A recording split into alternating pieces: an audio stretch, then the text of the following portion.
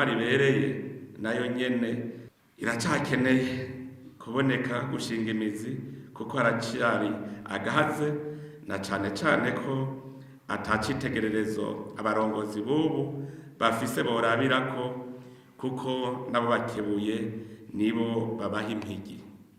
Ivyo duhora tuvyumva. Indongozi igiye ahantu hameze neza bavuga ugiye mu bufu ngo uratwibuka. None mwumva abo bakebuye ari bo babaha impigi tuzokira gute?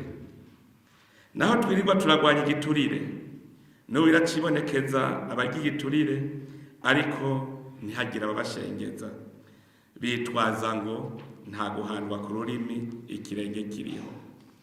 Biruko naho indongozi nkuru z'igihugu zogira ukungana iki, urwo rugamba ntizizorutsinda rutabaye urw'abenegihugu bose n'abanyamigambwe murimwo.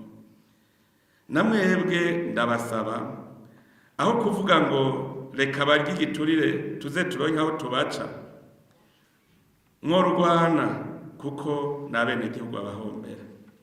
Naho bitaniye mumeze uko, ntaho bitaniye no kwanga gutabara ukureka uwo wanka ngo yice umuntu kugira ngo bikunde aje mwibohero. Erega rero abantu bashaka kuvuga ngo reka mwice ngo gutyo wacaja mwibohero.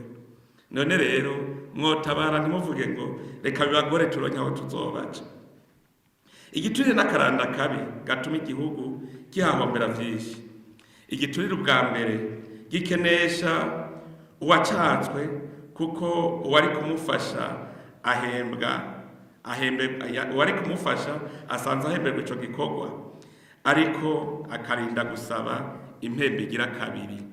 Ayo mahera ahembwa nayo akabava mu bikorwa vy'abo bene gihugu. Ubwa kabiri igiturire kivyara akarenganyo kuko hari benshi batanga igiturire kugira ngo bagure bagenzi babo. Akarenganyo nako mu gihugu kagatuma abantu bama batuntuye bagacika inkokora.